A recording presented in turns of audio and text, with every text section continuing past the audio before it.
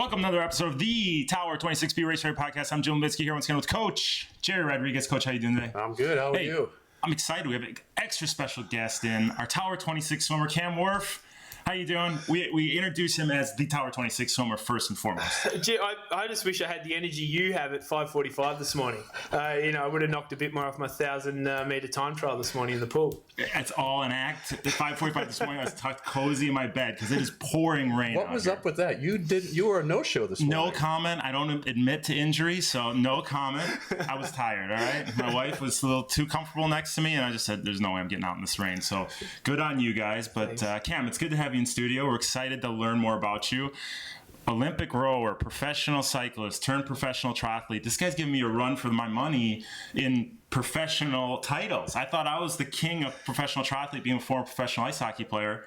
He's got 2 other titles ahead of him before that, so he's one-upping me. I mean, as much as I don't want to admit it, I'd probably prefer to be an ex-professional ice hockey player than any of the others. It was a fun life. Practice an hour a day and cause trouble the rest of the day. So that was a lot of fun. But, the reason Cam is here right now is ultimately because of me. What was it, like 3 years ago? I ran into him at a restaurant up in Calabasas, Peddler's Fork. You notice everything is about Jim eventually. Everything's about me. The reason he's here, the reason he's a professional triathlete, the reason he has such success on the bike and in Kona is ultimately because of me. Because we were at Peddler's Fork. I heard him speaking to someone else saying he's a pro triathlete. And I was like, who is this guy, pro triathlete? He's probably just some age grouper who wins, the Malibu Triathlon once in a while, his age group. I start talking to him. He tells me, it's Cam Wurf. I said, okay, this guy's legit. Come swim with us. Next week he was there. Fast forward was 3 years. Was that 3 years Success. Yeah, 2016. About 3 years, yeah. So you're welcome. Thanks. I remember you there in your singlet and you had your guns out, I was there with my wife. I was there with my wife. Strutting around. Oh, that's everything. Yeah, you're right. Yeah. Even when I'm not riding, I'm wearing that singlet with the guns out. You know that. As in this picture here. Yeah. We see those guns. That's kind of sexy. Christoph put that together. But another factoid about Cam, this guy's the king of nicknames. You know that? I'll have a conversation with him. That's an Aussie thing, right? Yeah. Isn't it the case? I'll have a conversation with him. He knows everybody's nickname in the entire endurance sport world. He was like, the governor talked to the colonel who told the captain that his wattage was 430, and then the sister told the Aquaman this or that. And I'll be like, what the hell did this guy just say? I don't know, one person he just talked to. If he didn't drop lube job, I don't know what he's talking about. How do you know all these nicknames? Well, it's just, as Jerry said, it's an Aussie thing. We stick a Y on the end of everyone's name, or, just cut it in half, cut the name in half, or, go for the last name and add a few letters to that. It's just, I just want to hear what my nickname is when you talk nicknames about Well, there's nicknames you call people, there's nicknames you talk about people. Gotcha. Gotcha. You don't know the nicknames. You certainly have more of the latter. Right. Gotcha. That's funny. Well, it's exciting to have you here. We'll get into a little bit more on your background and your progression in swimming, because it's been unbelievable, huh, Jerry? Yep. Man of many words. Well, we'll get there. We got a lot to talk about when we get there. So we haven't been on the air in a while. We kind of took a holiday hiatus. You're a little rusty. I am rusty. You are rusty. It's been 10. We've done one episode in 10 weeks, and you kind of lost your thing. You're just sort of rambling away on 8 different topics here. I'm just running through. I have so much on my mind. I mean, there's just so much to get caught up on. A lot of material. A lot of material. While I'm looking this over, what did we talk about last episode? Let's get into that. Well, last episode, what did we do? We did the percentage efforts. Right. And you know what's interesting? That is our most downloaded episode of all time a month after its release. Yeah. On the downloads itself, we've done 17,000 off the podcast and another 30-something thousand views on Facebook off of that episode alone, which is sort of interesting. And I'm wondering, my thinking is, because we haven't done anything in several weeks, do you think people were just going over and downloading it again and re-listening? I mean, what's the reason? They just can't get enough of us. They want to hear our voices. We did get a number of notes asking, some folks are in, withdrawal. I haven't heard from you, so. Well, you know what? It's funny. He's making up for it. I am making up for it. This is going to be a long episode, because I've been saving up all this for, 5 weeks, 4 weeks, 6 weeks, however long, 10 weeks. 10 weeks I've been saving all this up, so we got a lot to talk about. But I met your parents over holiday break. We went to a little dinner at his house, and that got me to thinking, let's say hi to our Caribbean islands that are listeners absolutely. In the Caribbean islands. So let's say Trinidad, Tobago. We got Jamaica, Dominican Republic, Puerto Rico, Aruba, Cayman Islands, Bahamas, Turks and Caicos. Do you believe that you're on the air with all of these listeners from around the world? Marco, it's the one part of the world I've always dreamed of going, and I'll get there. Yeah, Marco West goes. Well, now you get some invites that you're on our show. Thank you. That'd be great. A few more, and I'll make my way down there. Make a real trip out of it. Yeah, we'll go right over there sometime and swim in the Caribbean. Yeah. So, hey, Jared, what did we talk about last episode? Did you see the South African thing? South African. No. It's climbing. Top 10 for the first time. They've popped into the top 10. Wow. So what's happening? Chris Wright? Chris Wright. Lee, well, and it's been Chris Wright and his magic with getting visas into the US. Well, in the last episode, I made a prediction that India was going to move up because there's now that 70.3 that's there next year. Well, you talk about being dead wrong in predictions. It's actually dropped down. Really? While South Africa climbed all the way up and made it into the top 10. It's 8th. Where's Australia? Australia is around 4th or so, or 5th. It's in the top 5. Gee, if we can bump that up a bit. We'll bump it up. And send it out to your people. Yeah, They'll have one more listener. Absolutely. Be great. It's a challenge. So we went over percentage efforts, right? And how Tower 26 does percentage efforts in our workouts, what those percentages mean, and how we utilize them within our training prescription. And then we talked about a few of our pro athletes, how they raced at Kona. In fact, we talked about Cam a bit. We talked about Rachel McBride and a number of our other athletes. And then that was sort of the main gig of the episode. They've got a few questions at the end. Yeah, I think that Rachel, who paced me perfectly for the 1,000-yard time trial this morning. Yes, I guess we'll talk about a bit later. Yeah, that's why you're a little fatigued on this show. You don't have the energy that I have. As Jerry said, it was like a lose-lose situation. You beat her, you look like a real brick. And you get beaten and you were chicked. Yeah. So you got to be the gentleman. Yeah, exactly. That's right. Did my best. Have her buy you a coffee later. Yeah. We put them head to head. You guys, you went head to head in the 100, right? So what they're talking about, guys, is that we did the 1,000-time trial this morning. And the 100.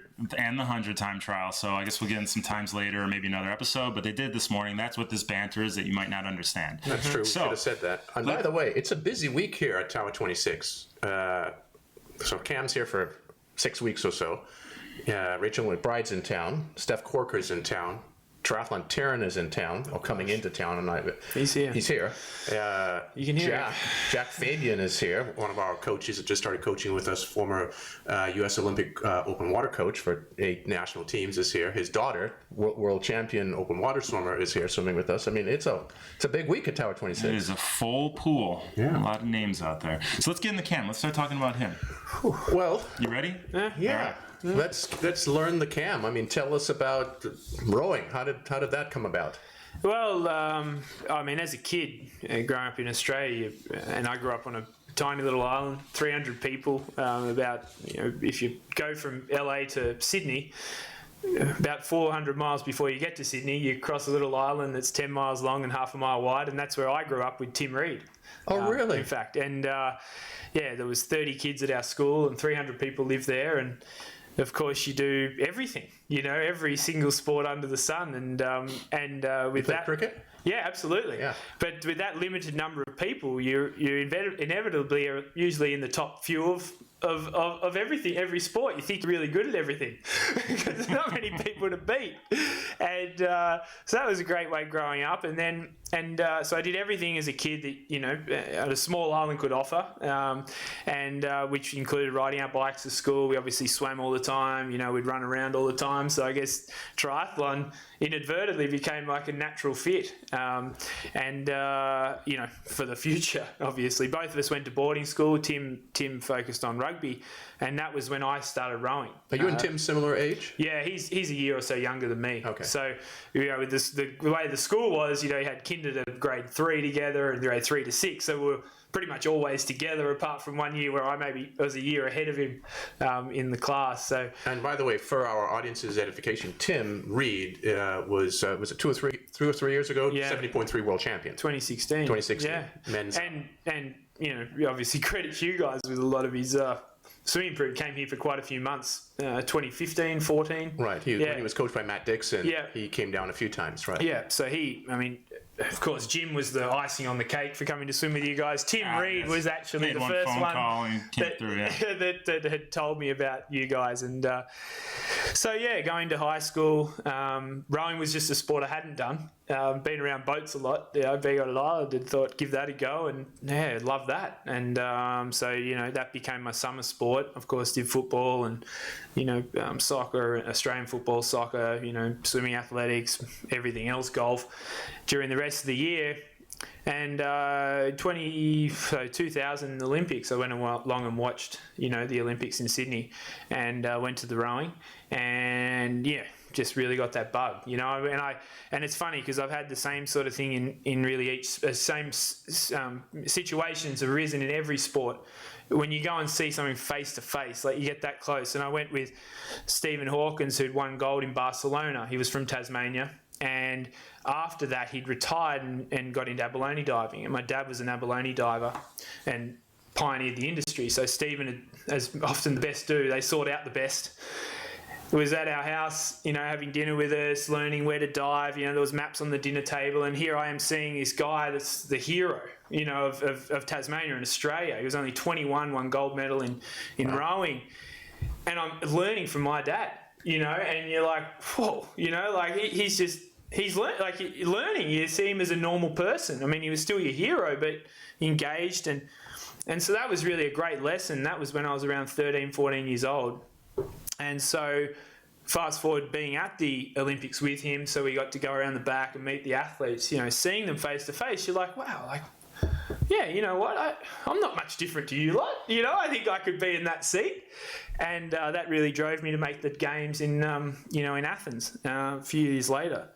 So the Athens, I was in Athens for the games. Yeah. Okay, yeah. So we that was my first Olympics, my only Olympics, right? And the year before... What events did you participate in? Just the lightweight double scull. Okay. And so the year before, we'd won the Under-23 World Championship, which, someone asked me the other day if that was my best sporting performance, because it's the only World Championship I've won. And I said, it's funny, at the time, I didn't really relish it because it was a process of making the Olympics. I was young. I needed to burst through the door, so to speak. And the way to make the statement was to at least win the subcategory the year before to get a shot at the team, because they've already got their seniors, and then of course they invited me to the trials, and we ended up winning everything at the trials and made the team. But then we sort of fell apart at the Olympics, like in rowing, and I guess probably not dissimilar to swimming. The Olympics, well, definitely not dissimilar, the same. The Olympics is the mecca, right? It's the pinnacle, sure. And the best come up. I'm sure if Phelps loses the world title here and there, he never really cared. It was all about the Olympics, correct. And in rowing, those guys just, it's a bit like people talk about the difference between, big cycling races, say the Giro, the Tour, the Vuelta. And the Giro, you might have 50 guys at a really high level, in May, early in the year.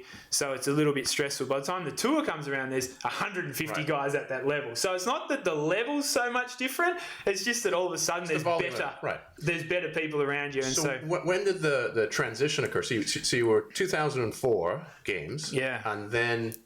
Did you 2 continue years. rowing? Or? Yeah, so I was disappointed with how we went there. We continued, we were fourth. 2 years later, we had a year off. 2 years later, we were fourth on the progression to Beijing, and then I got my first ever injury, which was tendonitis in the wrist, and had to take a break from rowing to make sure I was right for Beijing. And got on the bike and loved it. Didn't look back, so to speak. So that was the end. That was bye. That was it. Yeah, I did. I went to one race. I did a big block of training, and I was meant to go back to rowing. And they said, there's the national championships the next week. You may as well do the time trial. You don't even have to ride around other people. You're on your own. And so I entered in the professional race because I just saw it and clicked the box. And I was fourth. And Australia's got quite a high level of cycling. Sure. And I bet a lot of good guys. And so the national team said, "Are you interested in changing sports?" And I thought, yeah, why not? And so within 12 months, I was on the national team for cycling. I raced at the Worlds. And he's got low DNA, doesn't he? We'll get to this. Yeah. I'm just taking it all in, right? Yeah, so that was pretty crazy, and I remember I qualified for the team, and I ended up being Australia's #1 time trial. So I started 8th from the end. So after me was David Miller. Then behind him was Dave Zabriskie. and then back to Cancellara. And, there's 50 or 60 guys ahead of me. And I'm like, everyone at the start, I remember them looking at me thinking, who on earth is this guy, And it was funny. David Miller caught me because I had a puncher on the first lap. He passed me as we were changing the wheel, which turned out to be the best thing ever because I expected it. But then I thought, when I got going, he wasn't really going anywhere. And I ended up racing him. We were sort of match racing the second lap. So Dave never caught me, who was behind. So I ended up having a pretty good race there. And anyway, stumbled through cycling. I never really fitted in, to be honest. It just... But you did that for 6 years or so? Yeah, 6-7 years. Right. I had, 4 or 5 years with Cannondale in the World Tour team. Liquid Gas and then Liquid Gas Cannondale. And, got to a point where I thought, I just felt like I love training, I love the work, and then I get to a race and I was not motivated to perform, I was more just participating to collect a paycheck. And while I still had a job, I went to Canada and said, listen, I'm just participating, so I don't think... So where was the carrot, or what was the carrot, or what was the incentive to then get into another sport? Well, you've now been at a high level in 2 sports. Yeah, I had none. Why a third, and why this one? Yeah, I had none really. I actually came to the US. I started a contract, as I said, and that was the whole deal. They'd honour it if I came here as a brand ambassador for them, basically hang out and do stuff. And I was cruising around, the US doing different events, and it was actually, of all people, I was in Aspen, and I was on a ride at Grand Fondo with Lance Armstrong. And who is that guy? And I was chatting away to Lance, and he just asked me what I was up to. I mean, he'd followed me, he knew of my rowing, and at one point Discovery looked, when he was still racing, were interested in me, and blah blah blah. So we had a bit of a known each other for a while, and he just said, "Listen, mate. You can have all this fun when you're 50. Don't waste your life, And that was halfway through this, red shirt year, Cannondale were calling it, right, where we were deciding what I was going to do, and I was sort of leaning towards Wall Street. And I thought, yeah, okay. And then someone said something about an Ironman, and I just thought, what, I've always wanted to do one. And there was one in a couple of weeks. I hadn't done any training at this point. And I said, Cannondale, can you get me an entry at Whistler? And went along and just loved it. So no training, you just showed up. No, well, I felt that would have been disrespectful to the sport because I was already a pretty reasonable athlete, and I thought I'd love to do one of these without any work, because want for a better word, regular people, that's the whole thing about Ironman. Like, people do it and it changes their lives and all that. And I thought, well, I'll try and be one of them, see what happens. And it did. I got addicted. I remember at the start, it was the first time I'd ever worn a wetsuit, and the Vaseline. And I've got it everywhere, all over me, and pulled the goggles on, jumped in the water, I'm swimming along, and I couldn't see anything. Sure. And I was thinking, what's going on here? So I pulled it up and waiting for the start. And they said, 5 4, and I put them down, and I still couldn't see. Off I went. I had no idea where I went. After about a few minutes, I finally looked up, and there was no one around me. And I thought, and then it dawned on me. I was like, oh, it's fresh water. So I piffed the goggles and got through the swim and got on the bike, had a good bike, and waddled through the run. And I was addicted. And that was that. So what year was that? 2015. Okay. Halfway through. So when did you meet him? Next year. Probably right around then, 16. So early 16. Yeah, and then and I still wasn't committed to triathlon at that point. It was more just I did one. I loved it. And then I qualified for Kona, which that did excite me. Found out about that whole system, and never been more excited in my life to spend $1,000, and got my slot, and then went off back to my real life of being a larrikin, mountain bike with my mates 2 weeks later, and broke my foot. So I was in a cast. So that came off about 10-12 days before Kona, and I was like, well, I think if you don't go, you deserve to have the other foot broken. So I went along, participated, sort of had to shuffle through the run. And this is when the second moment happened. I got out on the Queen Cave before Jan had finished, and he was coming back. I saw the car coming, then I saw him, and you're like in anxious anticipation. I mean, Jan's a phenomenal looking specimen, and but it wasn't like I was I saw him and I thought, you know what? I think I can race you. I looked and I thought, I think I can do that. I think one day I could come back here and race you. And at the finish line that day, I just said, you know what? I'm gonna come back to this thing. I'm gonna race it one day. And that's that. That's when I found you guys. Well, this is the interesting thing about you, because when you got Cam to come swim with us and we first met, I think it was at our very first session. You had gotten back from Kona. You swam like 60 minutes, right? Yeah. Which is pretty good. Yeah. Quite good. Yeah. So an hour. Yeah. Non-wetsuit swimming Kona. And the first thing Cam says at the first workout, I'm going to swim 50 minutes. and I go, this guy's got kahunas. Yeah, I know that story, but now hearing him say that about how he went to the Olympics and he saw rowing, he's like, I want to be in the Olympics rowing. Now it all makes sense. Yeah. It's like, I mean, there's sort of this, some could take it as brashness, but there's this inner confidence that just says, and like you said, I saw you on and I said, I could do that. Yeah, I mean... Where does that come from? Well, it's interesting because it's not like I think that with everything. I'll go surfing with Sonny Garcia. I would love nothing better than be a pro surfer. In fact, it's the greatest compliment in the world when someone thinks I'm one. But I go with him. I know I can't do what he does. It wouldn't matter how much effort I put in. Playing golf, I watch a pro... I play off 9. I'm quite a good, decent golfer, but there's no way I could not see the path to that. I mean, the same as if you stuck an ice hockey stick in my hand.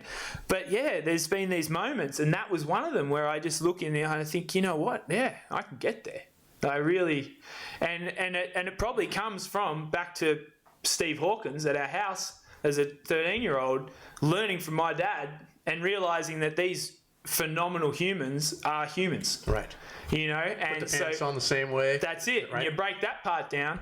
And, if I fast forward this year to Kona, where obviously now I have a phenomenal support network. I've, found the best support, in everything I do, everywhere in the world.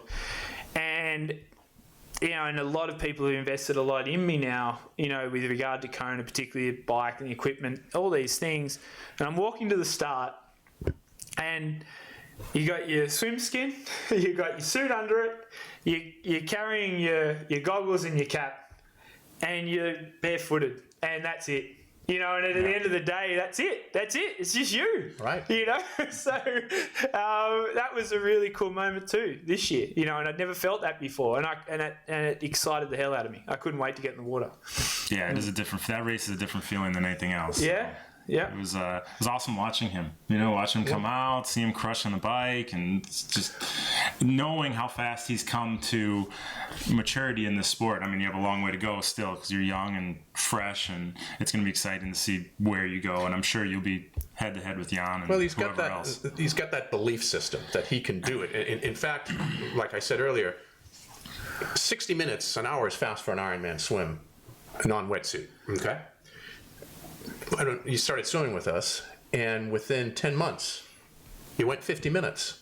Yeah, in Arizona. Yeah, right. Yeah, with a wetsuit. Now, that is a wetsuit, but you still went 50 minutes. And then you've subsequently done that several times, and you've now done a 50-minute non-wetsuit. Without a wetsuit. That was the big one. I mean, we obviously had that nailed pretty quickly, with the wetsuit. And, you've alluded to it.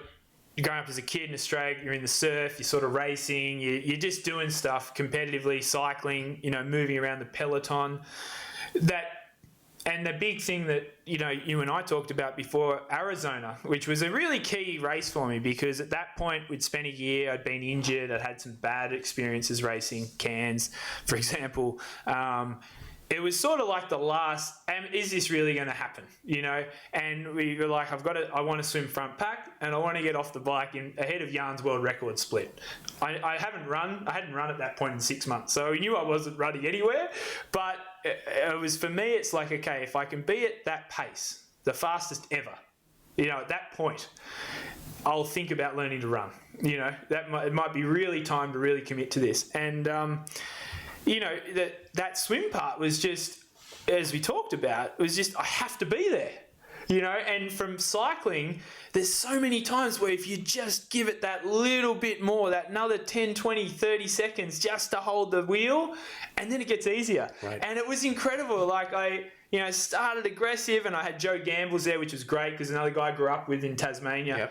Yep. And so I was just following him, and sure enough, after a few hundred metres, just settled down. And I remember telling you, I was like, Jerry, it actually wasn't that hard. Like it was actually pretty easy. I kept looking up thinking, this can't be the front group. There's no way this is the front group. And not everybody has these types of experiences. To go from 60 minutes to 50 minutes at the top of that's pretty close to the top of the pyramid is. But that was, there was a lot of things. And then I think also that belief thing we talk about when I seen these guys, I think again that comes back to when super young, like with Tim, you're used to winning or succeeding. There might only be two of you in the race, so you might come a close second at worst. And then you go to a slightly bigger pool, which was Tasmania. A few more people, but you're used to being one of the better guys. And then all of a sudden you're national. Where there's a few more people, and then you go to the world level. But it's all the same to me, and I'm also notoriously terrible, frustrated the hell. I mean, I'm sure it probably frustrates you watching me at the beach workouts of almost being at the level of the competition. If someone's swimming an hour pace, I'll be in the hour group still, But if there is a 50-minute group, you're going to chase that down. Yeah. So I think it's a key thing for kids also to know that when you come from a small pool, it's not a disadvantage. Right. It can be a huge advantage. Well, it's funny. I had the opposite. In growing up, our team sucked no matter where I went. Grade school, high school, we're always the worst. Yeah. So I came out of it and I had confidence. But I think what you say is building that confidence young has just helped you so much more in the sport because you believe you can do it no matter what. Well, I looked at other kids growing up in the bigger schools and bigger pools, that I'd occasionally come across and just get annihilated. And in hindsight, if I'd been there, I don't think I would have ever done anything in sport. But being from that slightly smaller pool, it just allowed me to develop. And even, the kids that were better than me even as a kid, I remember after the Olympics, I grew something like 4 or 5 centimetres because I was quite young, or very young, 19. And, to make it at that level, you've had to work extremely hard. Sure. It obviously stunts a lot of stuff. And then after the Olympics, you blow out and go out and party and have a ball and eat and drink and do everything, and next thing I just went broop, broop, I was like almost a man all of a sudden. So let's talk a little bit about your training. It seems like you've surrounded yourself wherever you go with a pretty elite, the best, I like to think, Jerry. Right. I mean, what's let's go with cycling since that's your strength. I mean, why don't you tell the audience a little bit about who you train with and who your coach is and tie that into your overall triathlon coach. Yeah, so basically after that key race in Arizona, I went back to Australia and at that point I had to make a decision, pursue Ironman, go work on Wall Street, had a couple of different options. And Tim Kerrison, the head of performance at Team Sky, and obviously the coach of Bradley Wiggins, now Chris Froome and Geraint Thomas, so 6 of the last 7 tour winners, just calls me out of the blue. And out of the blue, and I mean out of the blue, I had this phone call on WhatsApp. I didn't even know WhatsApp had a calling mechanism until I thought it was just a texting. I thought it was just a message system. I said to Fallon, I was like, what? She said, answer it. I don't know. We've never seen him answer it. There's Tim, and he's on the Gold Coast, and Chris is in town, and Chris is alone, and we needed a training partner for a couple of weeks, or wanted a training partner. Tim had known me since rowing days. He was actually a coach of another crew when we won the world title, so we did a lot of work at that point. Oh, so you had known each other. So he'd known each other, okay. And at times during my site, they looked at trying to get me to Sky, and either they didn't have space or I already had a contract. It just never worked out, but we were always in communication. And yeah, he said, I hear you're about. Chris is here. I think you guys would get along really well. Do you want to come up and train for a couple of weeks? And I was like, you know what? This might be it. This might be the end of my sporting career. A 2-week training camp with Chris Froome, pretty cool. Let's go and do that. And I did that, and yeah, it turns out, I still had what the training that I used to be able to do, which, was the reason why there's a lot of excitement about me into cycling. And Chris Froome, for our audience, is? He'd won his fourth tour that year, or his third tour that year at that point. He'd won 3, and third Tour de France. And so we had a couple of weeks together, and as that went on, we talked about what I was up to, and I said, I'm interested in Ironman, and Chris was like, man, you could do anything, like we were literally doing all the same work, and then at the end, and then one day Tim said, well, let's do a bit of a brick. All of us. And so, Tim was in the car, but we let's go. Good one for him, yeah. I'll do it. Yeah. And so we did 5 hours on the bike, and then got out of the car, put our runners on. Tim ran with us, and we ran 21k. Froomey included. It was a trail run through the jungle, and actually halfway we stopped and had a swim at this waterfall. Sounds very romantic, doesn't it?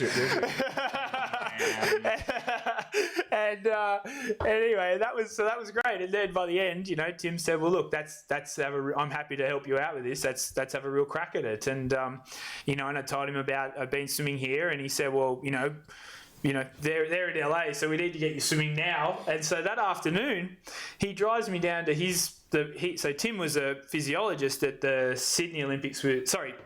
Athens Olympics with Swimming Australia, and then the London Olympics with the British team. And that's when Ian Thorpe was the guy at the time. In Beijing, 2008, and Grant Hackett and all that. And Torpedo, he's the torpedo. The torpedo, yeah. And so Tim obviously knows all the best, top Australian coaches, all from the national team, and he drives me down to Miami, and which is down on the Gold Coast, and introduces me to Dennis Cottrell. And with Dennis is Sun Yang in the pool. So this is Australia's top national swim coach. Yeah, with Sun Yang, who at the past just broke the world record in the 1500. So I jump in the pool with Sun Yang. And Sun Yang, by the way, is a guy that swims about 32 strokes a length, 50 meters. He's got this very long... He's huge. Yeah. He's massive in the lane. In fact, and he has a bit of a posse, like a training group that follow him, go with him. And sometimes Dennis would put me in there because I was actually the smallest, because he takes up so much space. Right. that you're the only one far enough he's over. 2 meters. He's 6'6", right? He's huge. Yeah. And so anyway, so that was great. We did got a big volume of work in there, and then and that was pretty crazy day. You go riding with Chris Froome that morning, and then you're swimming with Sun Yang. I was just looking around. I was like, "Where's Kipchoge? Let's go for a run." So Tim Garrison has continued to be involved in your overall sort of oversight of your triathlon career. Yeah. So he's basically learning on the fly. It's I think it's an interesting project. I'd say he's done okay. Yeah, it's an interesting project for him. He feels that it's helped him, and so obviously since then I spend a lot of time with the guys. Like I go to most of the team training camps, and the Sky training camps, and I live in Europe, and that over time has evolved. To the point where this year before the Vuelta, we're in Chatel, and they actually brought my swimming was going down. I knew I was coming back here before Kona, but I was still in Europe and at those camps. And so there's obviously always a trade-off, and those camps for me are extremely valuable as far as getting that volume and intensity on the bike, which is the key to me shaping my race plan. For you, sure. So for me, that's really important. So they actually got a swimming coach into the camp to keep me swimming, at a good volume. So I'd swim in the morning, then get on the bike with the guys, getting ready for the Vuelta, and then... This was the British... Sean Kelly, British Open Water coach. And so that was, that was great. And so that's, just an idea of how the evolution of the camp. So initially it was sort of me tagging along, and then trying to make time for the rest. Whereas now it became a bit more specific around what I needed. And it was interesting... Froomey, and no, here's the Y or the E at the end of the name. Sorry, Chris Froome, but Froomey, he actually has an IE, but at the Giro, he obviously had that famous attack, which won in the race. We won the stage and ended up going on to win the Tour. And we've been in touch a lot the last 2 years, and one of my biggest fears is since I've come along, I'm like, I just want them to win and succeed, because I think far out if they don't, and I'm the one training with them all the time, like I'll be the one out the door. So the Giro, we all had our hearts in our mouths, he wasn't going well, but he was hanging in there, and I kept on saying, you're still there, and sure enough, he does that attack and wins the race. And he said at the end, it really wasn't that bad. It was just like one of your Ironman efforts. He said, tried not to go above 400 and stayed around 300, And so I guess when you talk about Tim's interest in doing this with me, there's obviously been some sort of crossover, which is, I'm not going to say that was just the reason he won the Giro, but he made the comment. And I'm sure he wasn't making that comment years before. So that's exciting. That's cool. And he's in town now, right? Isn't he? Geraint Thomas is in town. Right. So the start of last year, we're all three of us were meant to be here. It ended up just being Geraint and I. We're here for a few weeks, and obviously Geraint had a pretty amazing year. He went on and won the Tour, and I had a great year too, and so we sort of just followed the same plan. So I think. So what's this year? What's 2019? What's Cam looking to do? Win Kona. Win Kona. Yeah. Put it out there. Win Kona. Yeah, that's it. So what are you going to do differently? Run faster. Yeah, I mean, we've narrowed it down now. Funny, most people would be like, what the hell is he talking about, run faster? How is he going to do it? But him knowing from if he says he's going to run faster, he's going to run faster. But you've already you've done a couple of low 250. Yeah, I did. I ran a 252 last year in Almere. I mean, it was a perfect conditions, flat course, and nice and cool day. But it was a good run. Do you know this big guy has run a 252? Yeah, I do. Can you believe it? He's done several sub threes. To be honest, every time I didn't break 3, I always thought of Jim, and I was like, how on earth can I not run faster than him? I just couldn't. I was scratching my head. And so it's nice to finally break that barrier. Now, I've broken it a few times this year or last year. And, but that's, and Tim made an interesting comment the other day so we've had last couple of days, the Nike, so Brett Kirby, who was in charge of the Breaking 2 project with Nike, and Eliud Kipchoge's physiologist and trainer. So he's here, came down to see us, and we did some sessions at the track. And but everyone obviously has an opinion, back off the bike, do more rain, blah, blah, do all this stuff. And Tim said, well, you needed the foundation before we could even get to this point to ask for the best help, to source the best help, to get you to do that work. And if you look at he said you look at a Tour de France contender, for example, the first thing you need is for them to be able to ride their bike for 30 hours a week. Right. Forget about the workload, but they've got to actually be able to, week in, week out, maintain that volume. And then once they're strong enough to maintain the volume, you can start putting in the workout that's required to win the Tour and the efforts. And he said, your running's been the same thing, getting you to a point where you can, run 40 to 50 to 60 miles a week consistently, so that you can actually have a structured run program to really get some benefit from it. And so it sounds like this year a little more focus. That's the focus. That's the focus. So we're going to target a marathon in April. Okay. Initially, I wanted to do LA. I wanted to stay here now through to them, but we decided to push it out a bit and do one in Europe. There's a lot of good races there. So it'll be, somewhere around either Paris, Amsterdam, Zurich. They're all around that time. Do a big build up for that. And, to be hard on myself and critical on myself, I don't, my dad made a good comment in Busselton. There's nothing wrong with my ability to run. For half of Busselton, I was holding Terenzo Bozzone. In fact, pulled away a little bit, for the first half of the race. I kept the gap at 4 minutes and, ran away from Luke McKenzie and, others, which no one would have ever thought I'd do, 12 months ago. But then I sort of fall apart. And a lot of that, as Dad said, puts it down to just you're not fit enough. You got to get fitter. But a lot of it's also mental. I'm not used to suffering. I'm not used to suffering in the run and dealing with those little pains and those little niggles and those. Because these guys, when they come past me, and particularly in Kona, And that's what shocked me the most, with Patrick. They look a hell of a lot worse than I do when they come past, And, it's definitely not that I ride too hard or swim above my capability or waste energy or do any of that.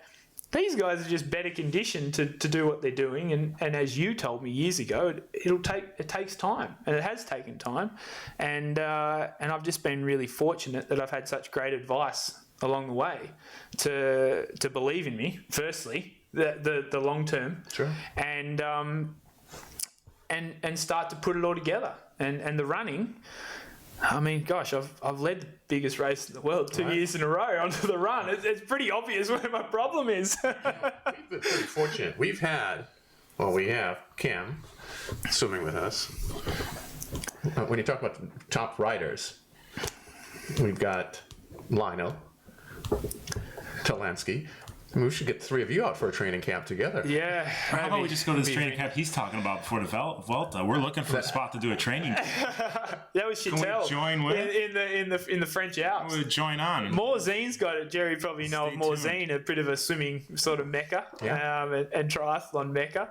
But we have some great locations for training and everything over there. Well, there you go. We're looking for something to put together the camps, so maybe he could do that too. Okay. So put together our camps and just let us know the schedule. We'll be there. Just let you know the dates. All right, so stay tuned. A lot of good info there, Cam. We appreciate you coming in on the show, sharing all this, and we can even have him back sometime.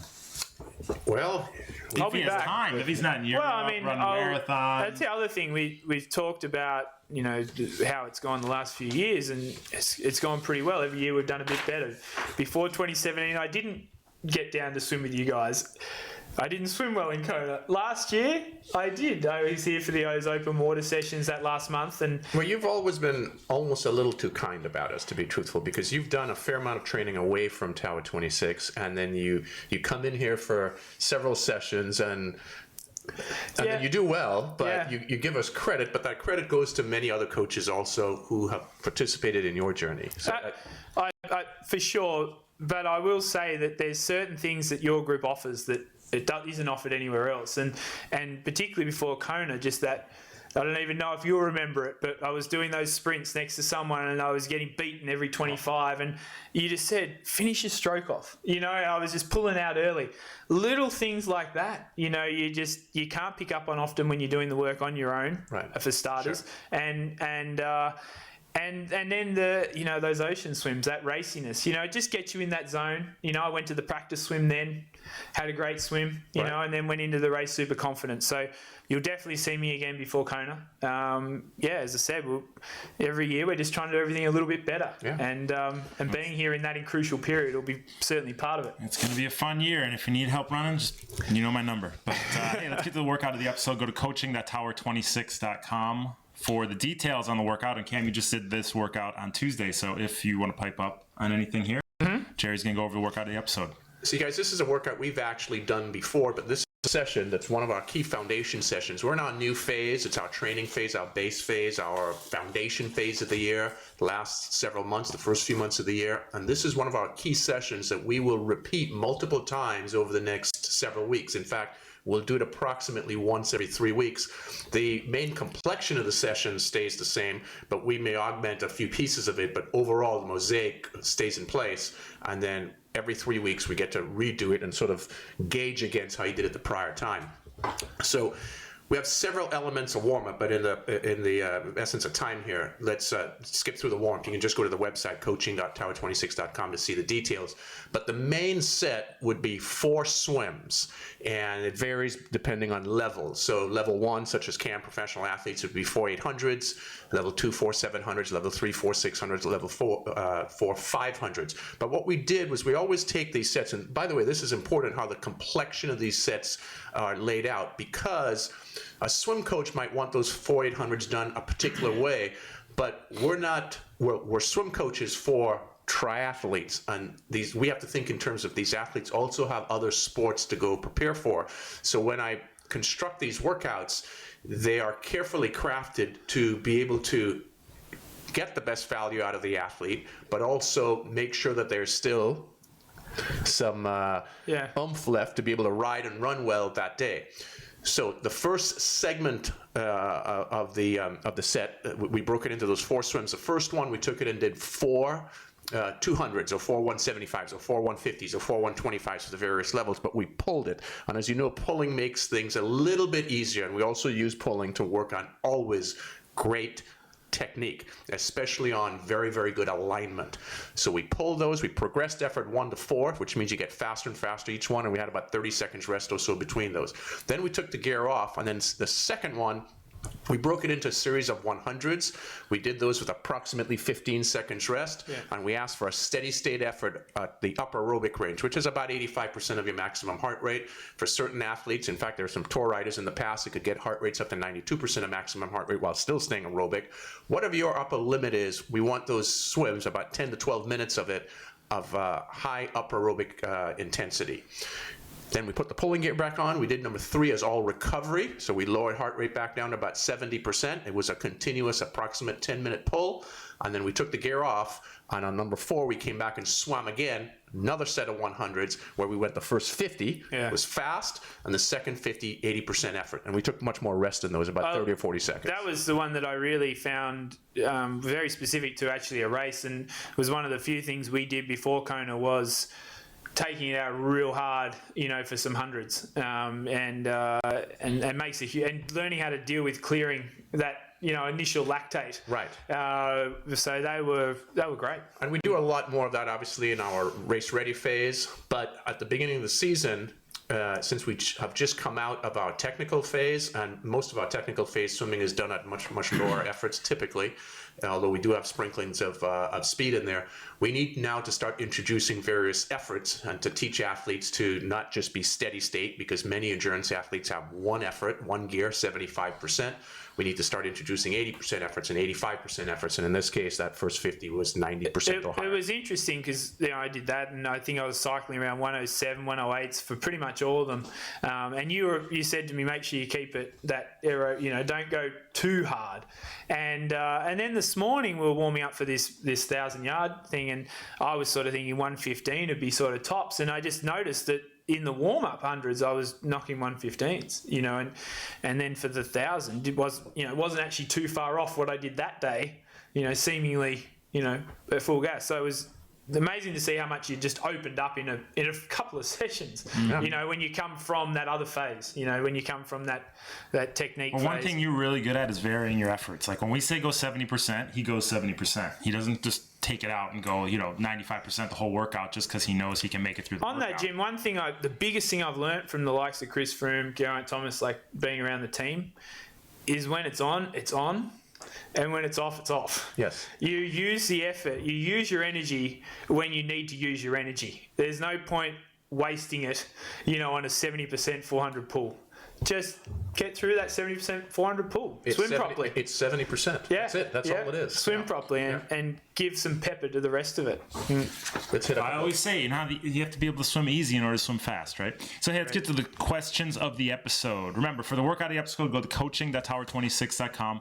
Let's get on the questions. Remember, write us contact@tower26.com. The first question is from Daniel from New York City. He says, Jerry, Jim, thanks for the great podcast. There's so much information. I plan to sign up for the online course, coaching.tower26.com. However, right now I'm recovering from a broken toe, so no running and kicking while I swim. What workouts do you suggest I do while I'm recovering from my injury? I guess practicing my high elbow catch will be the main thing, but what else? I also have an old injury where I broke my elbow. This guy's breaking everything. I can no longer fully bend or straighten my arm. The inability to fully straighten my arm obviously affects my streamlining and makes me unsymmetrical. Do you think I should match my good arm with the limited movement of my bad arm? Any other suggestions of how to deal with my imbalance? Thanks for advanced level 4, almost level 3 swimmer. All right, Daniel. Thanks for the question. A couple of things here. Two parts to the question. One was what workouts you suggest that you do while you're recovering from the injury. Well, given that you can't kick, this is a perfect opportunity to get the pull buoy on, an ankle strap, and a snorkel, and work on great mechanics of swimming, good technical swimming, which is awesome alignment. If you're in our plan, or if you've joined our plan, which I don't think you have, I think you said you might at some point, but many of our sessions, or almost all of our sessions, have pulling integrated into it. So this would be your opportunity to do lots of pulling and work on the technical aspects of the swim stroke. So that's number one. Well, let's ask Cam. When he broke his foot, what did you do? Exactly that. Yeah, I got some, put the snorkel on. I had a broken foot, so I actually couldn't push off the wall or anything. Right. So it was like a tugboat. Yeah. I'd swim along and get to the other end and beep, Right. turn around. And I also, just for support, wore the wetsuit shorts, just to keep even more buoyancy. Yep. And used a pull buoy that you could actually strap on so that it didn't come off. And then snorkel, and that was it. Just circle. And exactly that. So to Cam's point, that's what you want to do, Daniel. And then regarding, this is an interesting comment, should you alter your good arm to match your bad arm? No, you don't want to do that. Your good arm, keep it good, extend forward in it that you can. There's nothing wrong with not extending forward. One of the benefits, by the way, of being able to only straighten your arm, I think you said 130 degrees here. Yeah, 130 degrees, is that you're naturally in this bent position, which is the position that you want, because many athletes swim with straight arms, and we never want that. We want that bent beneath the surface. Just make sure your elbow is slightly elevated above your wrist, and then keep that good tension in your hand, straight line from your fingertip to your elbow, so when you grab onto the water, you're able to have some good force to it. That's it. No need to mimic the good one to the bad one. A little bit of asymmetry is fine. And just quickly, the injury thing, injuries are generally an opportunity to work on something that Yes. you don't generally get the chance to do. So whether it's swim, bike, run, whatever, make the most of your time where you're not having to do 100-meter time trials like us. Hey, we got a live question coming in on Facebook or YouTube or something. Adrian Bett writes, are you doing Challenge Roth? Yes. You are doing Challenge I'll be Roth. there. Quick Yeah. answer. There you go. Yeah, So I'll be Adrian, there. you'll see Cam there. Come say hi. He'll give you a hug. Absolutely. Hey, Mohammed Benafouk from Canada writes, hey, Jerry, Jim, I'm 40-year-old. I can't say that last name, so I just stumbled through it. So sorry, Mohammed. Hey, Jerry, Jim, I'm 40-year-old runner that stumbled on your program through Triathlon Taryn. I started to swim about 2 months ago following drills that were sent to me by Taryn's email platform. Just some basic drills I do for 20 minutes before finishing a couple of laps, using swimming as recovery for my next run. I swim 4 to 5 times a week, 35 to 45-minute sessions during my lunch hour. I could only do 50 minutes 2 months ago, but currently do between 50 meters 2 months ago. Meters. Currently do between 300 to 400 meters without sinking. I would like to be more of an efficient swimmer and will consider trying a triathlon probably next year. Is your platform okay for someone that's not registered for triathlon yet and that has no swimming background? Will it be too hard in a cycle that involves between 50 to 60 miles a week of running? How long are the sessions, and will they fit into an hour of lunch? All right, Mohammed, thanks for the question.